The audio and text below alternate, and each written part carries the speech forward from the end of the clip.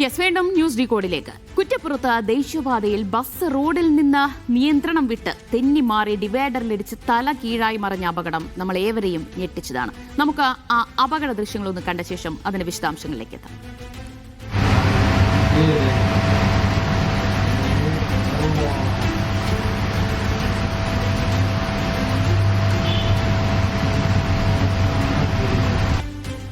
നോക്കൂ, എത്ര വലിയ അപകടമാണ് ഉണ്ടായതെന്ന്. ആ അപകടത്തിൽ ഒരാൾ മരിക്കുകയും നിരവധി പേർക്ക് പരിക്കേൽക്കുകയും ചെയ്തിരുന്നു. അപകട കാരണം കണ്ടെത്താൻ വിശദമായ പരിശോധന നടക്കുകയും ചെയ്യുന്നുണ്ട്. ബസ്സിനോ അതിന്റെ ടയറുകൾക്കോ വലിയ തകരാറുകൾ ഇല്ല എന്ന് തന്നെയാണ് പ്രാഥമിക കണ്ടെത്തൽ.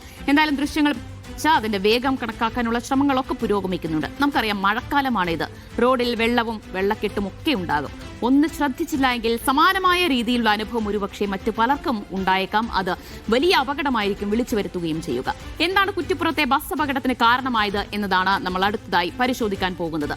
അതാണ് അക്വാപ്ലെയിനിങ് അഥവാ ഹൈഡ്രോപ്ലെയിനിങ് ആണ് ഈ അപകടത്തിന് കാരണം എന്നാണ് വിദഗ്ധർ വിലയിരുത്തുന്നത്. എന്താണ് ഈ അക്വാപ്ലെയിനിങ് എന്നതും അത് എങ്ങനെയാണ് അത് സംഭവിക്കുന്നത്, അതിന്റെ വിശദാംശങ്ങളിലേക്കാണ് നമ്മൾ കടക്കാൻ പോകുന്നത്.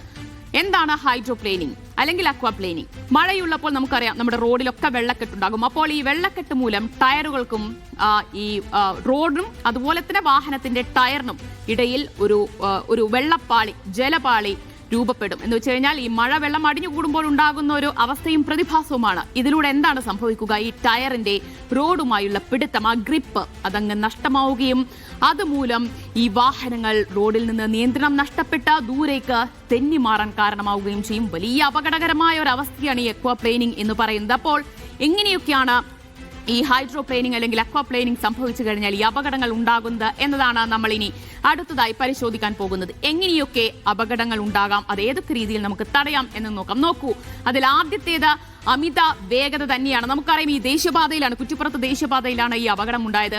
ദേശീയപാതയിൽ അറിയാം സ്വാഭാവികമായും 50 കിലോമീറ്ററാണ് വേഗത. അപ്പോൾ അതിലുമൊക്കെ വേഗതയിൽ വാഹനങ്ങൾ പോകാൻ സാധ്യതയുണ്ട്. കാരണം വലിയ രീതിയിൽ ട്രാഫിക് ബ്ലോക്ക് പോലെയുള്ള പ്രശ്നങ്ങൾ ഉണ്ടാകാൻ ഇടയില്ല. അപ്പോൾ നല്ല കത്തിച്ച് മിന്നിച്ച് വിടും. ഒരുപക്ഷെ നമ്മളൊക്കെ വിചാരിക്കും നമ്മൾ ദ ബെസ്റ്റ് ഡ്രൈവർ ആണ് എന്നൊക്കെ ധരിച്ചേക്കാം. പക്ഷേ ഇങ്ങനെ ഒരു അവസ്ഥയിൽ നമുക്ക് ആ വാഹനത്തെ കൺട്രോൾ ചെയ്യാൻ സാധിച്ചേക്കില്ല. അപ്പോൾ അമിത വേഗതയാണ് ഇങ്ങനെയൊരു അവസ്ഥയ്ക്ക് അപകടങ്ങൾ ഉണ്ടാകാനുള്ള ഏറ്റവും പ്രധാനപ്പെട്ട ഒരു കാരണം. ഇനി അടുത്തത്, ഇപ്പോൾ പറഞ്ഞതുപോലെ അക്വാപ്ലെയിനിങ് സംഭവിക്കുമ്പോൾ എന്താണ് ഉണ്ടാവുക? ടയറിന്റെ ഗ്രിപ്പ് കുറയും. ഈ റോഡുമായുള്ള ആ ഒരു ഗ്രിപ്പ് കുറയുന്നത് കൊണ്ട് വാഹനങ്ങൾ തെന്നിമാറാനുള്ള ഒരു സാധ്യതയുണ്ട്.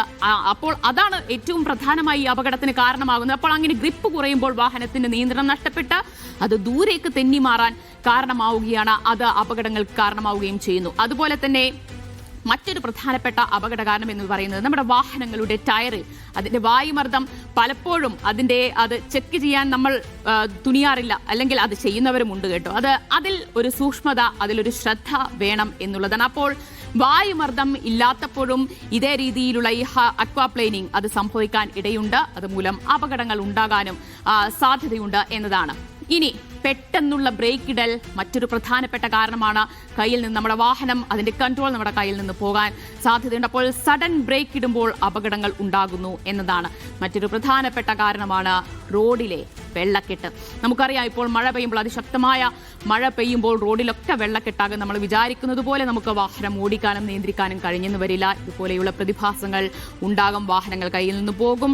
അപ്പോൾ അത് തെന്നിമാറി വലിയ രീതിയിലുള്ള അപകടങ്ങൾ, അല്ലെങ്കിൽ മുന്നിൽ പോകുന്ന വാഹനങ്ങളിലേക്കൊക്കെ ഇടിക്കാനൊക്കെയുള്ള സാധ്യതയുണ്ട്. അപ്പോൾ ഇങ്ങനെയുള്ള ഒരു സംഭവം, ഇങ്ങനെയൊരു അവസ്ഥയുണ്ടാകുമ്പോൾ അത് എങ്ങനെ മാനേജ് ചെയ്യണം, എന്തൊക്കെ ശ്രദ്ധിക്കണം എന്നതുകൂടി നമുക്ക് വളരെ വേഗത്തിൽ നോക്കാം. ഹൈഡ്രോപ്ലെയിനിങ് എങ്ങനെയൊക്കെ ഒഴിവാക്കാം എന്നതാണ്.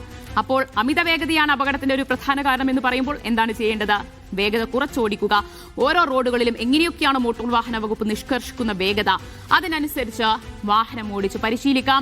അതുണ്ടായാൽ തന്നെ ബഹുഭൂരിപക്ഷം ഈ രീതിയിലുള്ള അപകടങ്ങൾ നമുക്ക് ഒഴിവാക്കാൻ കഴിയുന്നതാണ്. അതുപോലെ തന്നെ സുരക്ഷിത അകലം പാലിക്കുക എന്നതാണ്. നമ്മുടെ വാഹനവും മുന്നിലുള്ള വാഹനവും തമ്മിൽ ഒരു സുരക്ഷിത അകലം പാലിച്ചുകൊണ്ട് മാത്രം ഡ്രൈവ് ചെയ്യാൻ ആദ്യം സൂക്ഷിക്കുക. ഇനി അടുത്തത്, വായുമർദ്ദം ഇടയ്ക്കിടെ ഉറപ്പുവരുത്തുക. നമ്മൾ നമ്മുടെ വണ്ടിയുമായി പുറത്തേക്ക് പോകുമ്പോൾ തന്നെ നമ്മുടെ ടയറിന് ഇത്തിരി വായുമർദ്ദം കുറവുണ്ട് എന്നൊക്കെ തോന്നിക്കഴിഞ്ഞാൽ അത് ചെക്ക് ചെയ്യുക. അത് കൃത്യമായി അത് ഉറപ്പുവരുത്തുക എന്നതാണ് ആദ്യം ചെയ്യേണ്ടത്.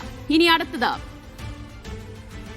വായുമർദ്ദം ഇടയ്ക്കിടെ ഉറപ്പുവരുത്തണം. വേഗത കുറച്ച് വാഹനം ഓടിക്കണം. ഇനി ടയറുകളുടെ ഗ്രിപ്പ് ഉറപ്പാക്കുക എന്നതാണ് നമ്മൾ ഇത്തരം അപകടങ്ങൾ ഒഴിവാക്കാൻ ഏറ്റവും ആദ്യം ചെയ്യേണ്ടത്. പിന്നെ സഡൻ ബ്രേക്ക് പരമാവധി ഒഴിവാക്കുക. പെട്ടെന്ന് സഡൻ ബ്രേക്ക് ഇടുമ്പോഴാണ് ഈ രീതിയിൽ അപകടങ്ങൾ ഉണ്ടാകാൻ സാധ്യതയുള്ളത്. അപ്പോൾ സഡൻ ബ്രേക്ക് ഒഴിവാക്കുക. ഇനി അതിശക്തമായ മഴയാണ് എങ്കിൽ, നമുക്ക് മുന്നിലുള്ള വ്യൂ കൃത്യമായി കിട്ടുന്നില്ല എങ്കിൽ ഈ മഴയത്ത് ഹെഡ്ലൈറ്റ് ഉപയോഗിച്ച് മാത്രം വാഹനം ഓടിക്കുക. ഇങ്ങനെയുണ്ടെങ്കിൽ തന്നെ ഇപ്പോൾ കുറ്റിപ്പുറത്ത് ഉണ്ടായതുപോലെയുള്ള അപകടങ്ങൾ നമുക്ക് ഒഴിവാക്കാൻ കഴിയും. വരും ദിവസങ്ങളിലും അതിശക്തമായ മഴയുണ്ടാകും. അപ്പോൾ ജനങ്ങൾ പുറത്തേക്കിറങ്ങുമ്പോൾ, വണ്ടിയും എടുത്ത് പുറത്തേക്കിറങ്ങുമ്പോൾ ഇത്തരം കാര്യങ്ങൾ ഒന്ന് ശ്രദ്ധിച്ചു കഴിഞ്ഞാൽ തന്നെ നമുക്ക് അപകടങ്ങൾ ഒഴിവാക്കാം. ഒരു ജീവന് ഒരുപാട് വിലയുണ്ടെന്ന് ഞാൻ പറഞ്ഞു തരേണ്ടതില്ല. അപ്പോൾ നമുക്ക് അത്തരം അപകടങ്ങൾ ഒഴിവാക്കാൻ ഒന്ന് ശ്രദ്ധിക്കാം.